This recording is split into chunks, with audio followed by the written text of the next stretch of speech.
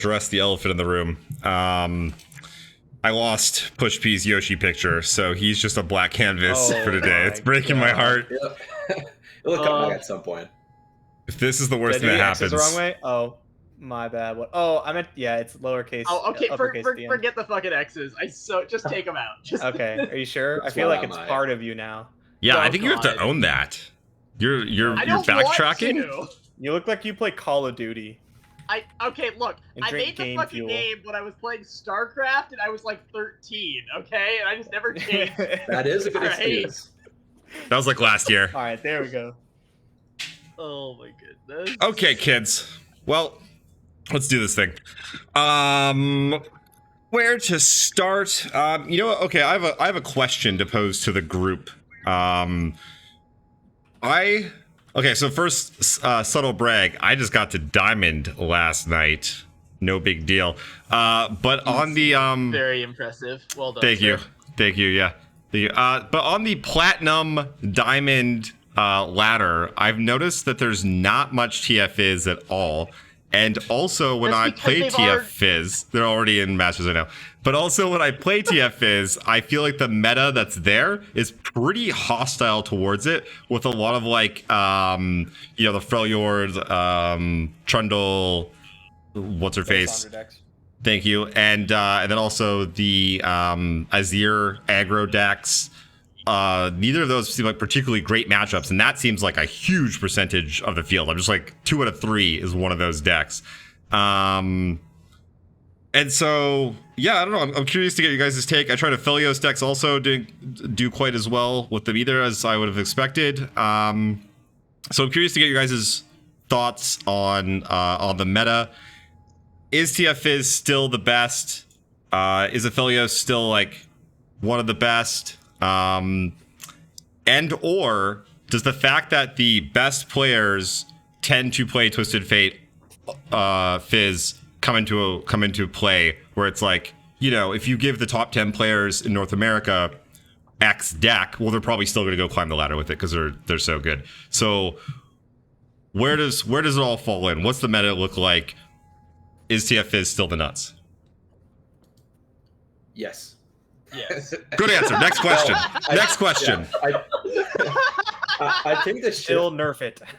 I think the shift that you've seen happened actually in the last like 24 to 48 hours. So now, yes, more people are adapting to just TF Fizz being the default, to like climb to master, get some free LP.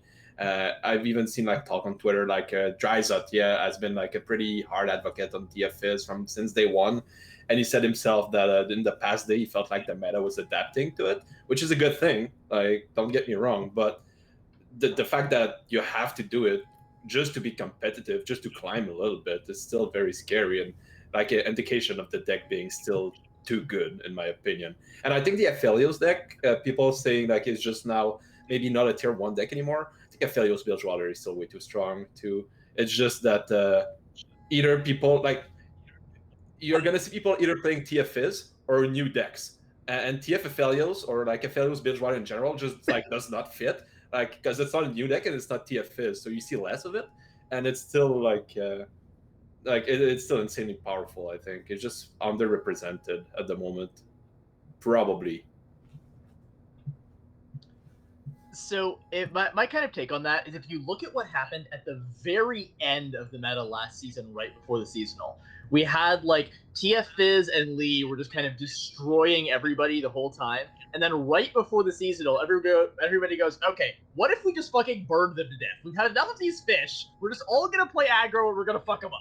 That was like right before the seasonal. That was what happened. And I think we're getting that a little bit faster this time because people know that that's kind of the answer. I think TF Fizz is still the most busted nutso deck there is. I think the fact that there are answers to it is good. But I don't think that it is a particularly fair deck. I think if you are hard targeting a deck, it's reasonable to be able to get, 65, 70% against it. And I think the hard target TF Fizz decks don't go above like 60%, which is why the deck is so ridiculous. Just scary. I don't have anything to add. I'm still in plat. I mean, Nice. You'll get there one you have day, to take buddy. your time. I started actually climbing today. I think we just hit like plat 1 or something. I got to master So- last night, so I was also a late bloomer. I decided to Woo! put in the time, and what really like kicked me in the ass to like actually play was they messaged me for fight night. Someone's still echoing. They messaged me for fight night, and they're like, "Hey man, what's your rank so we can display it?" And I was like, "Can we just not? Can we just not talk about it? Ask me again tomorrow." If anyone has the stream open, mute that. I think it's Jason Sensational. I'm seeing the like green thing right here. Jason sorted out. La Oh, la yeah, la that- la. What's someone? Sorry, what's Is it- up? Is there an echo on my side? We're not sure. Maybe it's Kever. Hold on. La la la la. Okay, now it's not echoing. It What the didn't do hell? it that time. Echo, Yeah. echo, echo, echo, What? echo. It stopped. It knows Anyways. we're onto it. Okay, I don't know. what do you guys think of the Lisandra Trundle deck? Because I feel like this is like a pillar of the format, and also the A one. pillar of the format, really? You don't think so? The ice pillar. No, as in I think ice it- pillar. Is it You an didn't even icy do that on pillar? purpose. It's the Oh, that was pillar of the pun not format, dude. intended. That was really Not not. intended. I'm not that clever. Are we allowed to kick someone out? You know what? I'll just leave. Fuck this. I'm gonna echo more now. No, for real, List Trundle is very good. I think we've now started Super to strong. figure out like the optimal list, or at least like close to it. Because the first week, I think I even said, yeah, you might not agree there, but what am I? But I think the first week is what I like. Just last podcast, I said there's just so many ways to build a deck that we're not gonna see like the real win rate or like how the deck plays out until at least a week or 2 weeks from now. And I don't know, that's the deck I got to master with like earlier last night. I went from D4 to master in like a couple hours, just spamming like old boring Lisandra Trundle. And I like where the lists are right now. I'm a big fan of the Matron and the 0 mana spell, Fading Ephemeral or Fading Rift or something. Fading icon or something. Yeah. So So zero mana, copy something, make it ephemeral. Yeah. Exactly, yeah, and I'm a big fan of that. Like this version of the deck. What I liked about the the Ionia version is it was fast at putting Watcher into play, and I felt the 3 Matron, 3 0 mana spell Fading memories. Fading Thanks, guys. Memories. Fading memories. is even faster than the original like Minas list. And you have all the SI control tools still, so you can still tweak the deck. You can decide to go up to 3 Box, up to 3 Whale, up to 3 Avalanche, and 3 Blighted Ravine. You can tweak all those numbers up to try and get what you want to. So I'm a big fan of this deck. I'm interested in your take. What am I about the deck? So my take on this is that there are 2 really good builds right now, and I think they're actually probably both really good, and I don't think I would recommend necessarily one or the other. I think that the build that Kever's talking about is going to be a lot better into mid-range, a lot better into mirrors and other control matchups because it kills a lot faster. You can usually get your kills around turn 8 or 9 or so. And the other one with the Revitalizing Roar Ladros package is going to be a lot better into the burn meta. And so the more of the, nonsense Azir Draven, the mono Azir SI aggro, the more you're seeing of people trying to burn you out, the more you probably want to flip back toward that version. I think that Kever's version is kind of better in a vacuum, but given the amount of burn on ladder, the other one is still really worthwhile to have around. Yeah, I think they're both super strong. I am personally on the Spectral Matron one because it feels like the mirror is almost unlosable. It is. It's And- fucking terrible. So like you don't give up that many percentage points against other things to play that version. You do, but enough. The mirror's popular enough where I think it's like worth just crushing every mirror match you run into. And like you can still play like Tavern Keeper in the first list, the Fading Memories list. Just like shave a couple numbers, like go a little bit less hard on some of the like combo finish. Like it's still tweakable. Both lists are still way tweakable for like an expected metagame. Does anybody like Avarosan Sentry? I hate that card in control decks. The list runs like 3 of them, and I hate it. There are lots of other control decks I actually really like Avarician Sentry in. I don't think this one needs it. I'm still in Like- the Sentry boat. And anytime you can get away from it, it feels like it's really good too. The reason I'm still on the Sentry right now is I think it's important in some matchup to have the turn 8 or 9 kill, and it's hard to do without like having killed something on your own board, like specifically like the Trundle. If you manage to get rid of your Trundle, it's actually good because you need board space, because you have your Frozen Troll from Liz herself, a pillar, ephemeral pillar, and then you have your Trundle, so you can't even play like your Matron to get your to watch her out of board space. So what I've been running in the slots is 2 Glimpse from Beyond. Allows me way more way more kill on turn 8 or 9. And then sometimes you don't have to do that. Sometimes you just like slow it out and just like go for the kill next turn, right? But sometimes I want to go for the fast kill, and even in aggro matchup, sometimes I want to go for the fastest kills possible. And I think with 2 Glimpse in the list, you kind of need Sentry to just like activate them a little bit more, because otherwise it's a little bit too awkward. Or maybe you could go big on a little bigger on Vile Feast or something. What Am I Nick makes plays is asking you so politely to catch up to him in LP. Wow, I'm getting called out. Shots fired. Man, look. You know what, motherfucker? I've been trying to make Timeline's Trundle work, okay? I've spent my LP for the people trying to make new decks. So you've done the right you can thing. take your Dr. Aggro nonsense and get out of here. Oh, good stuff. Okay, so so I think Trundle is I agree. Okay, where do you guys think Trundle sits in the meta though? Do you think is it tier 1? Is it like, is it actually good, or is this because like you look at the Masters leaderboard and like not a lot of people are playing it, but it's below that it's like just a sea of it. Jason Stational, you're echoing. I figured it out. Yeah, I was even muting myself. I was watching it. Yeah, I was looking. Jason, mute yourself when you're not talking. There you go. Thank you. So yeah, I'll take a crack at this. Yeah, tier 1, it's good. Boom, he did it. Mic drop. A man of many words. Yeah, it is a good deck. It is a deck you can climb with, and like the hallmark of all good decks right now, it is super tweakable to like whatever you're seeing. So if you're low plat, low gold, low silver, and you see like some specific deck that you see a lot and you hate, you can tweak your control deck, your Trundle deck to be like to gain like between 5 and 10 percentage point in those kind of matchup if you want. Not all of them, but it's tweakable. It's good enough against TF Fizz. It can win like almost anything that's popular right now. So yeah, good deck, tier 1. I think if we're talking tier 1, I'll expand on this a little bit. I think that you first. Okay, thank you. I think that TLC actually has very few like bad matchups.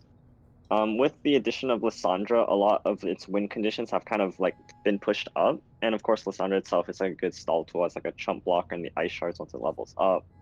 But like being able to just now win games on like turn 8 when before you play like Field Rush on turn 9 or even 10 and then Atrocity on 11, just having like a win con pushed up like 2 or 3 turns is just absolutely huge for the deck.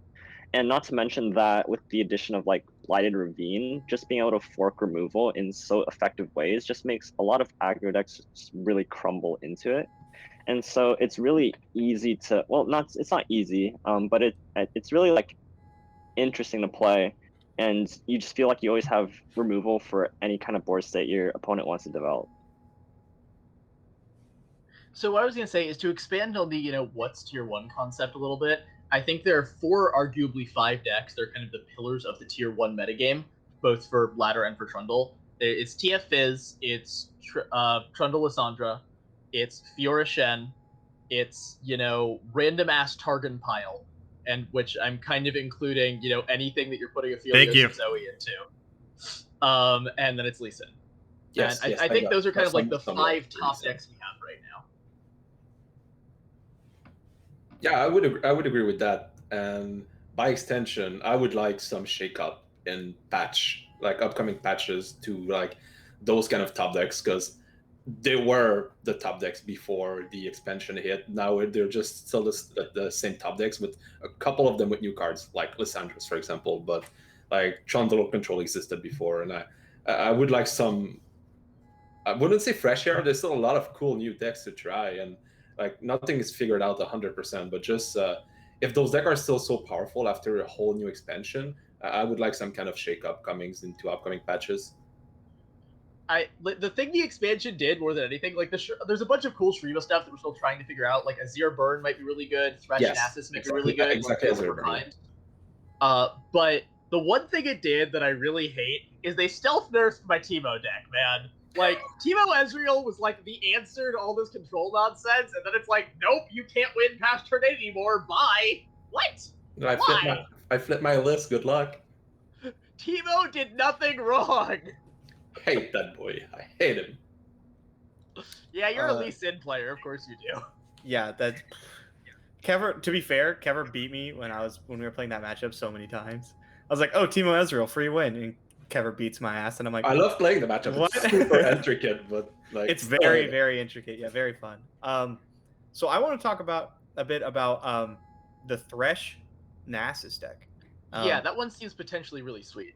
It's very strong. I had a lot of success with it, but as I talked about in our Patreon Discord earlier, Jason, is that I moved away from it because it felt like I didn't have very many actual decisions in the game. Like, the deck was very strong and I won a lot of games, but it felt like my game was scripted and I just had to hope it would beat my opponent. That's like what it felt like. And I really didn't like that. I mean, it's basically Endure, except you get to run Deny and your Endure's a little bit smaller. Yeah. Like, and the problem with that is that as soon as people start switching back to Targon, the deck becomes bad again. It's horrible. Yeah, I've been playing Aphelios like today, and every time I see the deck, I'm just like, hush, Nasus. Like, it's so good. I love Nasus Thresh. That deck is awesome. It's fun. Yeah, it's fun. It's very fun. I'm old school Endure, so getting to play Deny in my Endure deck was like the best thing ever. But as soon as people bother to put Hush back in their deck, it still sucks. Yeah, it's true that for the first like couple days, like Targon was super underrepresented. Like most people just went with Jarima's, like trying new stuff, and now Hush is back and forth. Right, at least it's coming back in. Nasus don't like Hush. Yeah. So Aphelios kind of became the default like Targon deck there for a while, but everyone kind of forgot about all the old school Invoke decks, all the like Zoe A Soul, Leo A Soul, what have you. Plaza got nerfed, so that deck kind of like fell down a little bit. But I found a lot of success. That still crushes aggro. Yeah, so I found a lot of success playing like Targon Demesia decks that just crush all the aggro decks you see now. And they also do like an okay job of racing the Trundle decks by just trying to present a bunch of like elusive, spell shielded threats really quickly.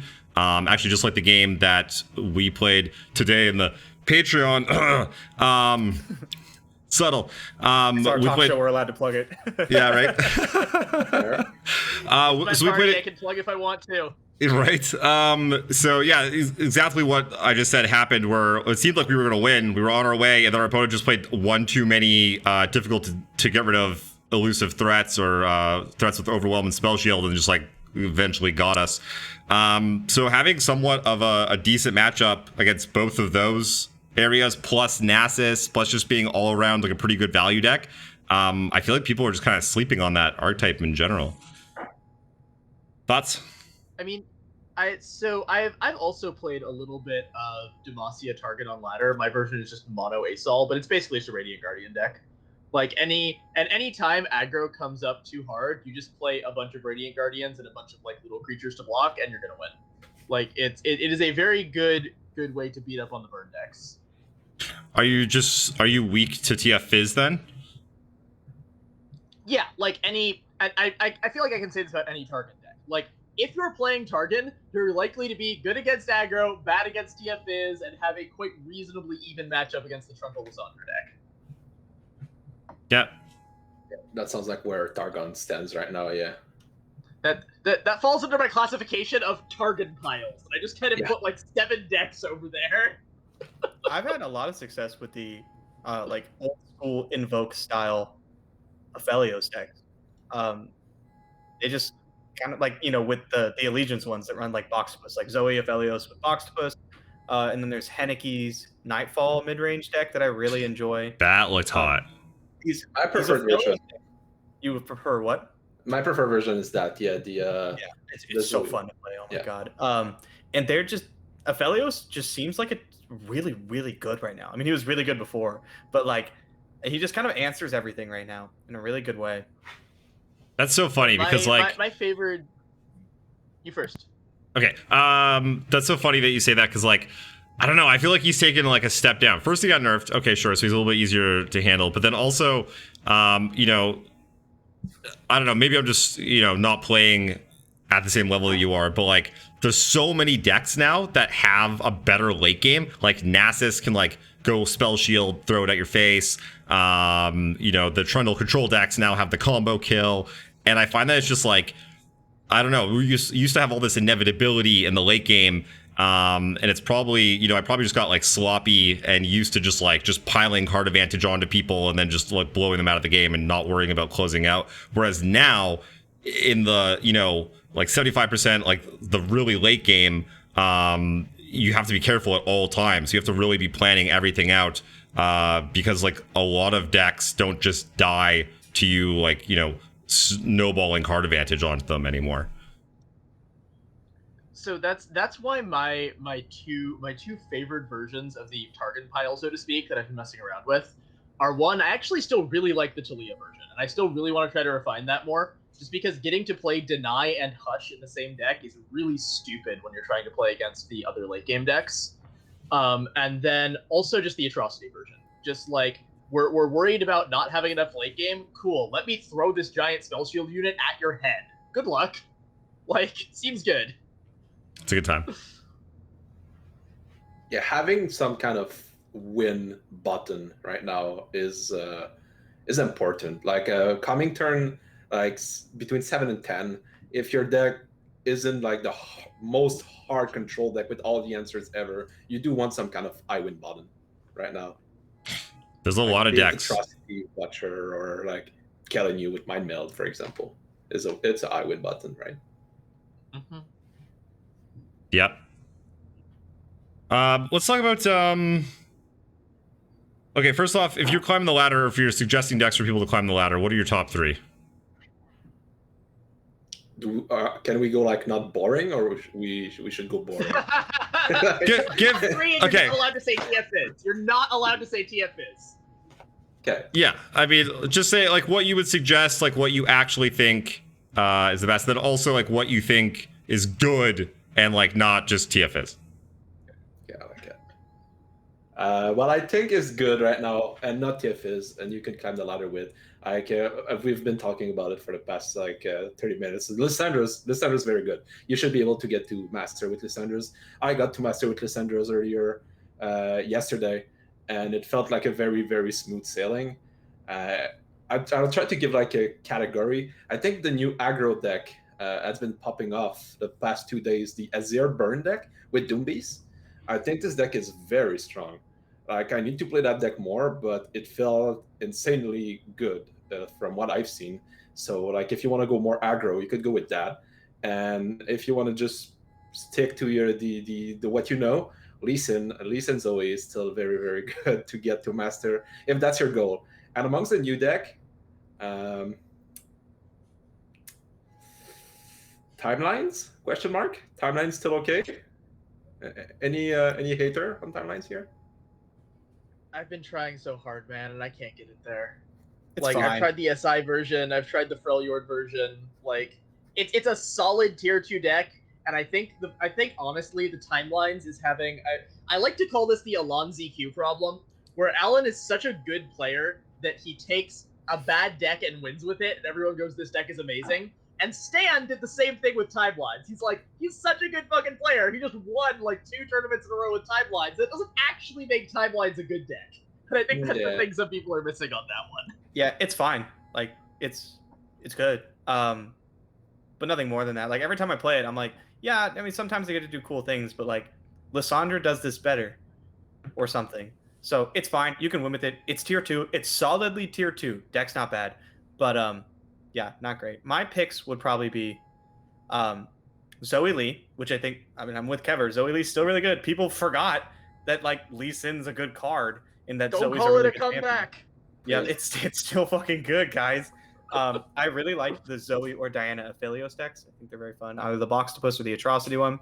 The Atrocity one's probably a little bit better, or Heneke's Nightfall one, pretty good. And then honestly, I think like LeBlanc's been really solid.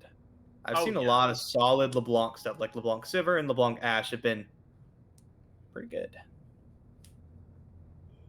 So I think people are I'll put sleeping in, on LeBlanc Ash. Nope, your turn, Jason. Cool. I think no surprise TLC up there. I think I would also recommend Fiora. Fiora Shen's another one of those decks that just doesn't really seem to have too many weaknesses, apart from either losing before turn 3 from like the Azir burn deck, or like Ash Nox is probably another really tough matchup. But beyond those, Fiora Shen feels really, really strong, especially with some of the newer tools. Well, the only new tool is Golden Aegis, and we can go into that discussion if we want. But I think that Fiora Shen is a really good deck with that card. And third deck, I don't actually know. It'd probably be some sort of burn deck. I know like the Azir Nocturne burns out there. Duckling had like a what's it? Timo Timo Elise burn yeah, as Timo well, with like fadings and iteratives. That seemed interesting, but like some burn deck is Yeah. up there as well. Hitting if you're icon into that. Luis is very good. So I was gonna say I think people are sleeping on the Ash Nox right now, because Ash Nox. So first of all, I don't have the best opinion on this because I haven't messed around with it that much because it's just not really my style of deck. But I've played against it a couple times, and I've played against it from people who play it really well, and it seems really nasty. Like with the added Whispered Words card draw, it just kind of fixes the one problem that deck had. And there's a bunch of decks that are actually really vulnerable to the Reckoning right now. And if you can find the right times to play Reckoning and the right times for the freezes, Ash LeBlanc actually seems really sweet. It just buries other decks in card advantage and tempo. Hardcore. Like big units. I was talking about this again in like Patreon talk. Big units are kind of where it's at right now. Like with all the you have avalanches, withering whales. Like these cards are everywhere. If you have 3/3s and 5/5s, like you just outclass everything else on the board. All you have to do is deal with Nasus like once every 8 turns, and you play freezes. And yeah, like big units into Reckoning is just something that I see coming from turn 2, and I can't do anything Doesn't about matter. it. I go, well, I'm fucking gonna lose this card. Like there's Doesn't nothing I can have it. do. And yeah, it's good. I won't play the deck because I hate it. I don't like mid-range, boring, big things decks. But like it's strong, and if you're looking to kind of shake it up and you like that style, definitely give it a shot. And then for my other two, I think Nasus Thresh that we were talking about is actually really sweet. Basically, the only decks it's going to be bad into are those that have Hush. It's actually surprisingly okay into TFIs, especially if you're willing to run like a couple of Boxer Black Spear. Like you just do like an aggro deck with a couple of denies effectively and a couple of removal spells, and it does some sweet combo turns where you can get like sometimes even double Nasus into play. It's a little nasty. Thanks. Yeah. So maybe not in the next 2 days, but after that, we'll see how many Hushes are running around. Yeah, let's give it a minute for the metagame to shift back toward the TFIs, right? Because now everybody's playing target, then the TFIs come back and murders the target, and then the Trundle Lisandra comes back, and you watch the wheels spin, and sometime in there it'll be time to play Nasus. I think for my third deck, I'm actually really liking the some version of SI Targon. Like being able to play the like solid Targon mid game and then also have just Atrocity at the end is really hard to say no to. And I was trying on stream today a version that was on Mountain Scryer and then also Box and Atrocity as the only SI spells. And it just gives you just a little bit of game against TFIs as well. It actually seemed pretty sweet. I could get behind that. It's Targon pile, right? Yeah, it's a Targon pile. But maybe slightly better against TFIs. I used to run whales in my Targon piles, so I'm with you. I get it. Speaking of, if you really want to beat TFIs, then there is one deck that is a solidly bottom of tier 2 deck that you play. And I was asked this on my stream, so I'm going to drop it here because I think this is actually important to put out in the community. So maybe we can do something about this nonsense. Play Stony Scouts. It's not it's not the most fun deck in the world. It's not the coolest deck in the world. But if you play Stony Suppressor on 2, the poor little fish goes bleh, and it dies. So if you want to fuck up the TFIz deck, play Stony Scouts. I played What? in Fight Night. I played Lisandra with 3 Ice Shards, 3 Avalanche, and 3 Ravines. Because I was like, everyone's gonna play TFIz, and I never want to lose to that deck. And yeah, I played against it like I don't know, like 7 times I think. No, not 7, like 5 times, and I won every time. Like it was just like easy. You just go, okay, cast all your Burble Fishes, and then you cast like Whale and Ice Shard in combat, and just. So that's good that you brought that up, because that kind of brings me to my next point. Is I'm kind of wanting to talk about. We talked about laddering. What about for tournaments? Because I feel like there's now, before, if you try to target TFIz, first off, maybe there still weren't enough people playing it, and second, the decks that you had to play to target it were like what am I said, like kind of tier 2 decks. Whereas now you got like Lisandra Trundle. There's some of the aggro decks are a little bit better from the new set. Like, can you make a lineup that's, you know, really good against TFIz and targets TFIz, but then also just holds its own against non-TFIz lineups, whatever those are? We're crazy enough to run that. I mean, like we've said like before, the deck are good against TFIs, but they're like 60%, like 65% sometimes. And you build your lineup, and if you're lucky, yeah, and you build your lineup with that in mind. And then like I play TFIs in my lineup, you're not even like over like 60% to win the whole match, just because my TFIs might just well like gets through. So it's the cost of like trying to soft target the TFIs while running like decks, while you could be running other things yourself, or TFIs yourself, or so I don't know how good you would you would need to be to actually say, yes, my lineup like targets TFIs and is a good lineup in like an expected metagame. I think it's a little bit still too early to tell, but like there's tournaments coming up, right? Yeah, Duels of this weekend, which is now Duels of Shurima, I think, on Saturday. Yeah. And Fight Night is kind of the exception too, because like their format is just like different. Like it's 2 decks, like and it's region lock instead of riot lock and things like that. So it's hard to say for that. But otherwise, yeah. I think, and I've talked about this once or twice before, but I think that to build a targeting lineup, you really need at least 65 or 70% matchups in the decks that you're making. And the problem is the decks that are quote unquote good against TFIs mostly aren't even getting those, with I think literally the one exception of Stony Scouts. And if you can't get at least those, then when you run the stats, don't just look at the gameplay, but when you run the stats, your odds to 2-0 the TFIz deck are going to actually be under 50%. And the problem with that is if you're not 2-0ing the TFIz with your targeting TFIz deck, then you're not consistently even beating the other players who brought TFIz, and what are you even doing if someone doesn't have it, right? And at that point, you're not consistent enough. Yeah, the problem is, and when they don't have it, like, is your lineup still good against like unexpected random shit? Like you won't play against like the top decks every round. Like there's some randoms involved in tournaments, especially big field like the seasonal last season. So I was such a big fan of just throwing powerful things and things to accentuate your edge. Like you're just gonna run into like a complete maniacs playing like 3 rogue decks, and now you're targeting TFIs lineup and just looking at all those weird cards. Like, not sure I'm good against that, and you're not. Okay, what about this? What if you go bring TFIs yourself, and then you go Lisandra Trundle, which you guys said is tier 1, right? Has an okay TFIs matchup. Sure. And then I don't know, what do you throw number 3? Maybe like, is there like an Azir burn deck, or like an Azir deck that's like good against TFIs but still like good? That kind of lineup is just like 3 good decks. Because the problem is, if I take my TFIs, gonna have a hard time gets through, I'm not gonna ban yours, and then we're coin flipping. So the worst I'll get is a coin flip from my TFIs. So, and then your lineup that you just said sounds very good, but it's just like good decks. Like Liss is a good deck, TFIs is a good deck, and the third deck that you don't mind playing against TFIs because your plan is to not ban it.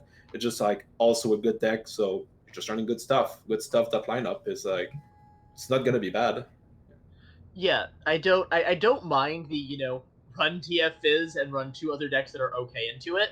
Like there are plenty of decks where you can get like a reasonable matchup, and that's kind of a more soft target than a hard target lineup, and that's just fine. But don't don't go into the tournament thinking you're going to see TF Fizz on the other side and call that lineup an instant win, because that's not going to go well for you. Yeah. Just ban it. Just ban it. Just Also an option. Also Yeah. a Ban it. good option. Yeah. Kill it with fire. I want. Yeah. Yep. I want to come back to something just Sensational said earlier, because I've seen a lot of hot takes on, well, not hot takes, but like very, very divergent opinions on Golden Aegis and Fiora Shen. I know you've played like more Fiora Shen than us here, at least. I haven't touched it this season yet. I don't know. I've seen like, I think Mr. Bear said, yeah, I think Golden Aegis is like strictly worse than Pursuit. It's just like the worst card ever. Somebody else that says, I'm running 3. If I could, I would run 5. I'm like, yeah. So what's your take? What's your take on Golden Aegis? Well, I mentioned earlier that I think it's really, really good. In the list I'm running, I only ran 2 because I net decked someone, so I don't actually know. It has like the same downsides as any rally, where if you're behind on board, it's a dead card. But I think the upside is just so strong that you're paying 1 mana. It's like, you know, when you're curving like one mana slower, like you play Thither on 7, you play Screeching Dragon on 6 because you want like Deny Up, for example. Kind of fits your curve equally well like that. And like the upside there, giving the barrier is just so strong, because even if you don't necessarily like, there've been turns where I've like, against like an aggro deck, you just play Rally, you just play Golden Aegis on Fiora on like turn 4 or 5, and suddenly they're kind of forked into whether or not they want to attack. And then if they attack, they level up your Fiora, and then if you have mana up, you can attack again and get 3 out of 4 on your Fiora, for example. And I think that just giving the barrier is just so strong. So the reason I think Golden Aegis is really good is because it's the card Fiora Shen was looking for to be able to have a slot in the deck that's good against aggro and against control. And that deck has always been really, really tight on slots. You see, you know, people doing 3 barriers, 4 barriers, some people doing 2 concerted strikes, some people doing 3 concerted strikes, some people trying to cut rallies completely, some people on like Notify, Deny. Like, there's so many good cards in that deck, it's always hard to find room for them. And what Golden Aegis does is it gives you a slot where it destroys aggro decks if you have it with Fiora, and it's really good against control because your rallies were always how you really won those matchups.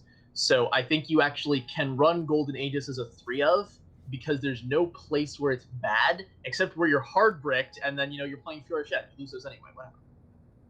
I buy that hard. I tested it out. I was really excited to try it because I saw you guys were super high on it. And initially I was like, oh, I see what this would be good. You throw it on Fiora, you know, where Pursuit's more like a Cithria or a Brightsteel thing.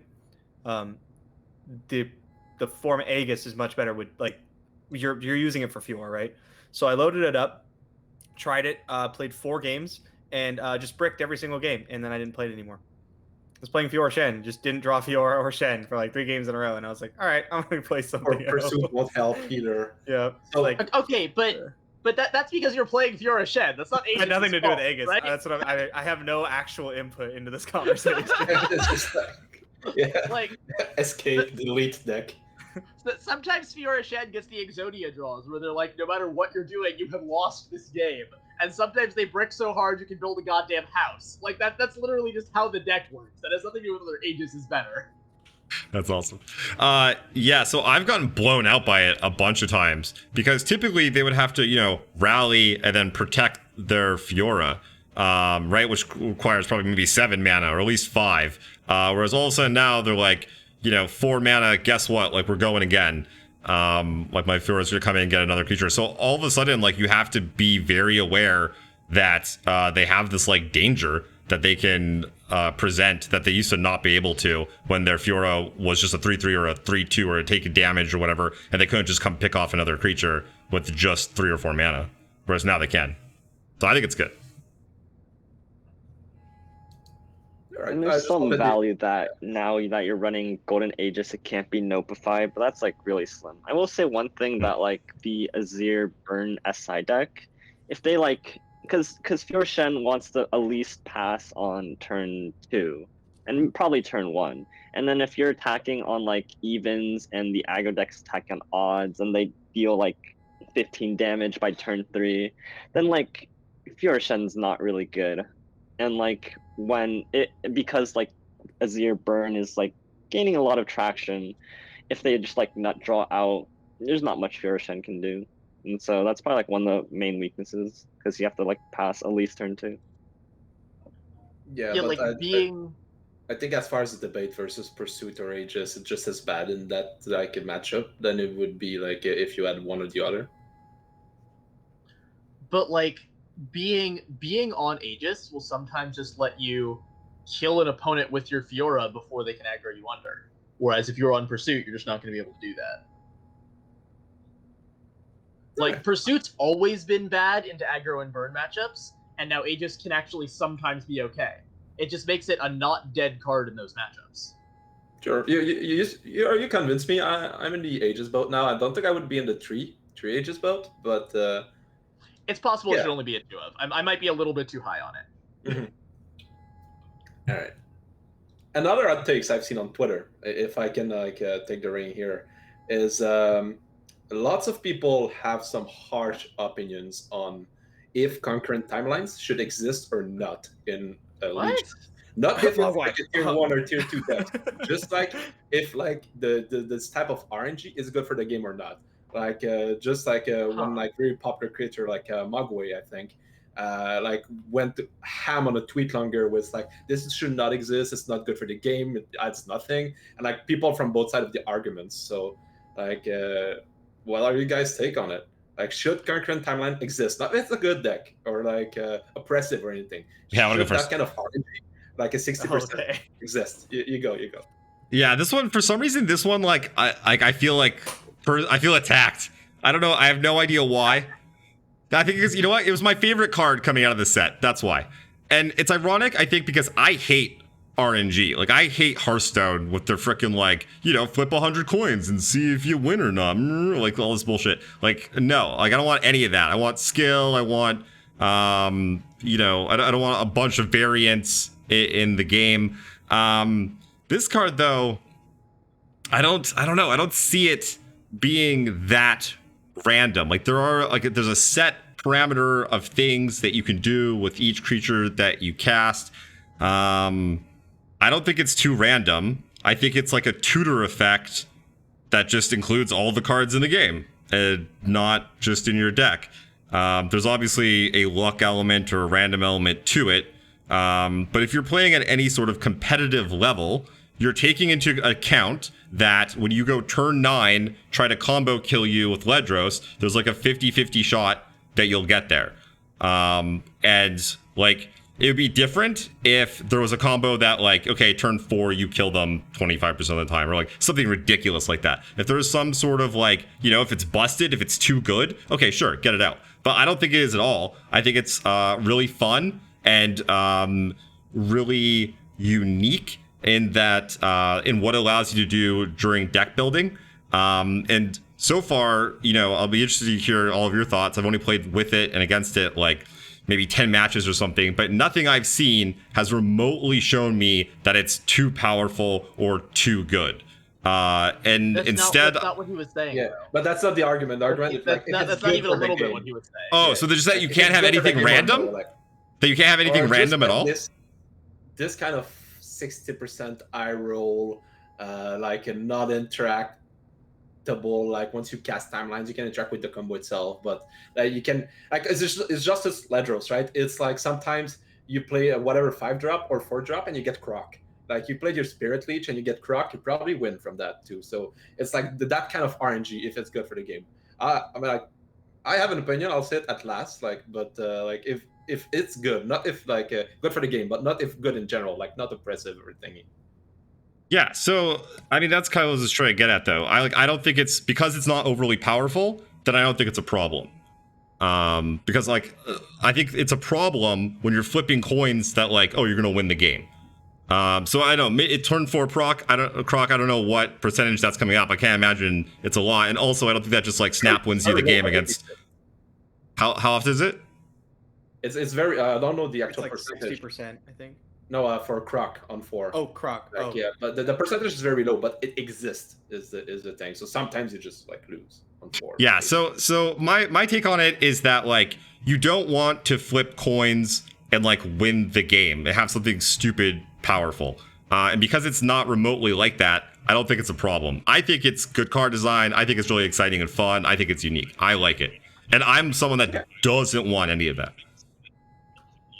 Yeah, so I was big on this early, like, people were blowing up about this when the card was announced, right? And they were like, oh my god, Ledros into Dreadway. And I was like, day one, this is what I was playing on ladder. And I thought I loved it. I thought it was fun. The Ledros into Dreadway is not a problem. It's 60%. You're burning a card early. You're burning 3 slots in your deck to try to hit this 2-card combo that you can interact against. It's not a big deal. What could be a problem is all the random RNG things on the way. Like the 4-1 turning into Croc. That's fucking absurd. Or like, I played it with Blighted Caretaker, and sometimes you just hit like Badger, and you have 2 2-1s challengers. Like, I can't lose. And that, like, that, I don't like that there's a lot of high and a lot of low. That's what I don't like. That's too toxic. That's too Hearthstone-y. Me flipping my 9-drop into another 9-drop when there's a 60% chance for me to hit this, and we both know that, that's fine. I don't really care about that. But it's all the other things along the way. And I think as the card pool expands, you could see some really disgusting things where, like, oh, my opponent just flipped into this like ridiculous, like, one time I played Spirit Leech into the 4/5 that when you attack you get 2 cards fleeting. It just won me the game. That, what if it was a tournament? Like, that feels so shitty. You know what I mean? So I don't like that. I think the card's fine, but I don't like things moving in that direction. Well, why were you in the 0-3 bracket playing against that guy with the Timelines deck? Was I? What? No, because you're like, what if it happens at a tournament? But like, the deck's not good. Yeah, like, the deck is not good. It's not. I mean, Stan won with it, but you know, Stan wins with everything. So whatever. Stan wins with a fucking used napkin. I don't know how, because he's not that good. He plays God, hard. don't break that up. Don't go And back thank there. you for tuning in to the Runeterra show. That will be all for us today. We're out. Where's the stop stream button? Someone actually put up here. Deech said that it should be reworked, and then someone else said, I missed it. Someone said that it should be region locked, and I like that idea because it makes it less random. I think the more, like, Doesn't that make it better? randomized, yeah, but that's okay. I don't care if the card's good. I just care that you have these extremely swingy things that hinges on nothing but RNG. It'd be like if Invoke could hit the Great Beyond or Guile. Like, you know, you need Invoke's fine and balanced because all the options are similar levels of good. Maybe a little high and a little lower, right? But they're all very strong. And so it's balanced that way. But Concurrent can like fucking win you the game or do nothing. And I don't like that. I think that's like the toxic RNG people are trying to avoid. Interesting. Yeah, I'm in the camp that I think that the card is very unfun to play against, particularly. I think that in the specific cases I can just high roll and just like kind of win the game is kind of awkward. I know, like, even for like turn 9 Ledros, it just feels like this is my own personal opinion, but I don't, even though it's like not great, I still don't like playing against it, especially if you're running in a deck that just can't interact with it. I mean, that's kind of your fault in some cases, but like if they just have Ledros and they flip Dreadway, then like they win the game if you can't remove it. But like even with like earlier cards, like getting the Crocodile or getting like Ember Maiden or any just ridiculous card that could just win you the game on the spot, definitely feels very unfun to play against, especially if you're on the receiving end of things. I saw like a screenshot from Mo who got the Ember Maiden against discard aggro, and he had the 2/2-1s that like challenged Draven, and then the Ember Maiden like finished them off. That was like super disgusting and filthy. I will comment on like the region lock. I think that having some change where that it still retains like its unique effect, because it is pretty unique in the way it's kind of designed, is cool. I just thought that if there's a region lock, then like you hit Crocodile more often, which is kind of funny. But I think that there should be some restriction on its variance, but I don't exactly know how I would do that. So I'm going to bring up a game design issue here. And my problem with this card and why I think it got created is I think this is a moment where Riot is looking at the game and the esport as a thing. And if you remember, if anybody played Hearthstone, if you ever had that freaking 4-drop in play that when it dies gives you a 2-drop, and it just accidentally spawns a Doomsayer and the game's over. Like, it is actually EV positive for the company making the game to put ridiculously unlikely hype moments like that into the game, even if it's play negative. And that's, I think, something that they hopefully will resist doing more of going forward, because we can make enough hype moments from these awesome decks and these awesome gameplay decisions and loops. We don't need the RNG doing it for us. And I want to comment on that more than the power level or the toxicity of the card, because frankly, I don't give a fuck. It's interesting. It's part of the game. I'm going to play it or I'm going to not. You guys saw me trying to make freaking Trundle work because I thought making 8-drops would be cool. But my point is more that I hope we don't see more cards like this that are designed from a hype perspective from the watcher's seats rather than designed to increase good gameplay. And I think that's almost certainly where this card came from when it was being made. Yeah, I buy that argument that it creates hype moments, and hype moment is good for the esports. And sometimes, like, it's a slippery slope where you like start. What esports? Yeah, I mean, wait, that's another End good stream. We're topic. done here. Thank you for looking into the Runeterra show. We all love Damn. Riot. Sorry, Another Kev, good go. topic. Yeah, but my take on timelines is coming from Hearthstone. I was a Hearthstone pro for like I played Hearthstone competitively for like a good 4 years, and there was and we just embraced the RNG as like Hearthstone players, and it was just example of like a good RNG and bad RNG. I think RNG is important, and you're gonna get RNG in card game anyway. Like it's not chess. Like, we have RNG. This is a card game. Like, we're not go play Artifact. You know, it's like that didn't have that much RNG at all. And so I taught things like Yoxaron, which is like completely out of the ends of the player. Like, so what I distinguish between good RNG and bad RNG is bad RNG is completely out of the ends of the player. Just play something, and like Knife Juggler, for example, it's just like I play something, it's gonna hit either your dude and kill it, or your face and do nothing. And if it kills your dude, I win the game. If it hits your face, your dude kills me. And things that's bad RNG. Things that's more control. And I'm the opinion of timelines like fits into that mold, because the way it's control is you yourself build your deck with it in mind, and you build your deck with with all the good mana points for the timelines things. Like 4 mana, for example, you can build your timelines deck to just be almost no creatures and just the combo at the top hand, or like early creatures with battlecry buffs and some amount of high roll, some amount of low roll. And I don't hate that kind of RNG. I think it's a fine RNG to have in a card games, but it's not something that we've seen in ILOR that much compared to Hearthstone. I'm just stained from the Hearthstone days, but I don't hate that kind of RNG. I don't consider that like a bad RNG, because it's somewhat control. You see it coming, and there's high roll and hype moment, but like on average it's fine. And even when it's not fine, there's plays to it, and there's like sometimes you drew 2 of your timelines, the second copy is just completely god awful. But yeah, I think the one thing that felt weird from timelines to me, and I saw that a change was proposed on Twitter, why have some kind of continuous effect if landmarks exist? Like, why not make timelines a landmark? Like, slightly easier to interact with, and it's the same design principle. Now it limits one of your board space, and now it's like slightly more easy to interact with if you want.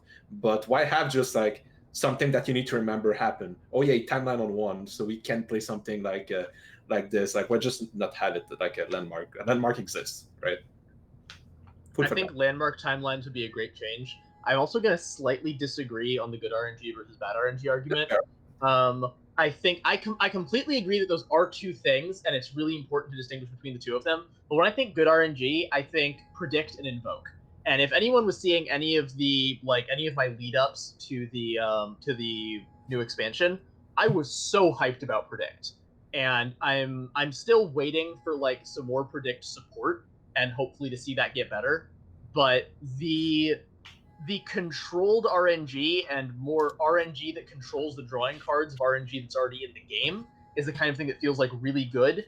and the timelines where the problem with timelines is every once in a while you're going to accidentally hit something that wins you the game when it's not supposed to, right?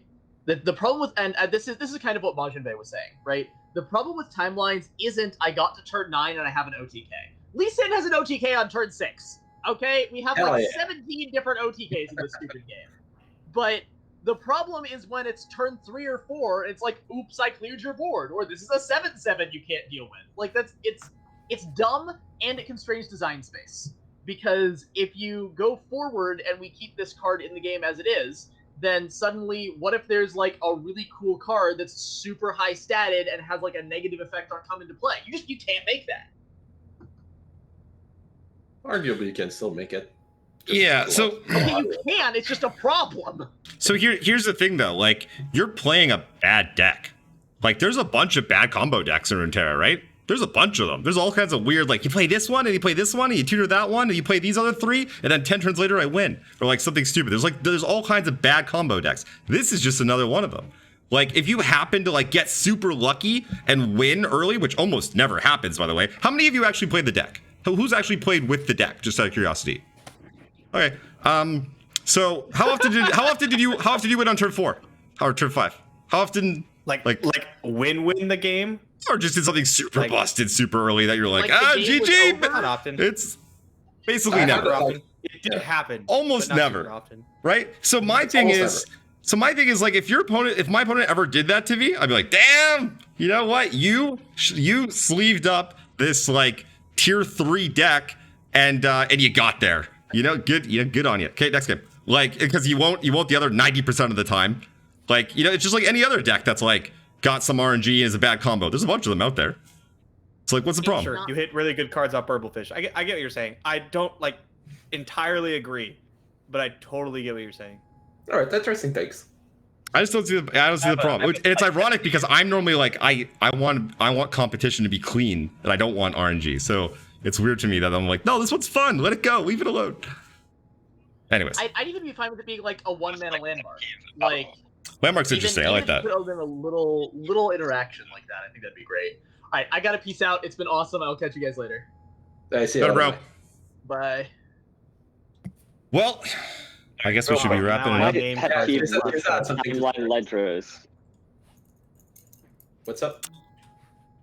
Yeah, my pet peeve with timeline ledgers. It's a 2-mana. It's a 2-card combo OTK that you need by turn 9, and that's just not fun as a combo deck. Like, where's the you need 5-6 cards in hand. You need to draw them by this turn, and you Ezreal need to play them Karma's in a this fun combo sequence. deck. Like, Okay. you just play timelines before turn 9, then you play ledgers and win the game. That's just not fun. No, Who you designed don't. this crap? No, you don't. So first off, it's turn 9. So I guess you're not playing an aggro deck because you would have killed them. So that's a bunch of decks right there they're not playing. Then it's turn 9 and they have to hit it 50% of the time. Okay. Then it's turn 9, they have to hit it 50% of the time. Then you can't have a Hush or a Vengeance Well, it's not or like they other lose removal. if they don't hit Dreadway. It's a disgrace to cooler combos. I'm just saying it's not Okay. it's not 9 mana, I win. Because that's what everyone keeps saying. It's not that. My opponent did it. I was like, Letro's it's not. cool. And then they're like, Dreadway. I'm like, oh, cool. I'll hush that. And then on my turn, I'm like, okay, I'll kill that. And then I'll kill you. Oh, that was good. That was nice. You almost got there. That was well done. It's like if Like, Exodia was 1 card, right? That's just not fun. Depends which it's side of the something board you're on. I can buy that. By the way, nice matching outfits, both Jasons. That's I actually did not realize that until you We said talked earlier. Yeah, I saw that set up in Discord. Yeah. You know we do. Well, I'll show you- announcement when? Well, it. World's announcement win. I mean, Oh, honestly, yeah. probably like during the anniversary or next seasonal. Babe, what do you think about this? Should we tell people about what we want to do? We should probably tell people about what we want to do. Yes. Fuck it. So we are going to be running a $1,000 prize pool tournament for all of our patrons 1 week before the next seasonal. Could be a 2-day event, open to all patrons. So it's like a $2 entry, $1,000 prize pool. Will be April 17th and 18th. Hosted probably on Bay's stream or both of our streams. Come on, come on. We'll be casting it, streaming it. So not quite Worlds. Yeah, it's for It's for our podcast Patreon, by the way. Check it out. Closest thing we get towards. So good Yeah. enough for me. Yeah. Quick stopgap. It's supposed to be like a serious tournament before seasonals. People get their feet wet, get ready. We're pretty excited about it. Yeah, I'm hyped. I'll It'll be good. Kever's gonna be there. Oh, So don't even snap. bother joining. Yeah. He's probably gonna win. Okay, that's okay. Yeah, Kev, you just fucked it. You just fucked it up for us, man. No one's going to join now. It's I done. won't be there. I'll cast it then. I'll cast it. That's fine. There you go. That's better. Okay, guys. Well, any last thoughts as we wrap up? Nope. I think that's it for me. Cool. All right. Yeah, I'm good. I gotta put the Patreon link in my chat though, really quick. Boom. Yeah, Can't plug the actually, Patreon and then not link it, right? Gotta link it. All right, guys. Thank you so much. Thanks everyone for hanging out. Thanks everyone for listening. We'll see you next week. Bye. That was a good one. That was fun. See you next week, boys. Later.